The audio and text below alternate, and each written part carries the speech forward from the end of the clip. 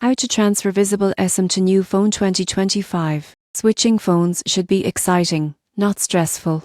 Most people get confused with Esim transfers, but Visible makes it simpler than you think. First, make sure your new phone supports Esim and is unlocked. Connect it to Wi-Fi before starting. On your old phone, open the Visible app and sign in. Go to Account, then Devices, and select Transfer or Switch Device. Now install the Visible app on your new phone and sign in using the same account. You'll see an option to download your Esim. Follow the on-screen prompts to install the Esim. This usually takes just a few minutes. Once installed, restart your phone. Here's the surprising truth. Your old phone will lose service automatically once the Esim activates on the new device. There is no need to manually remove it.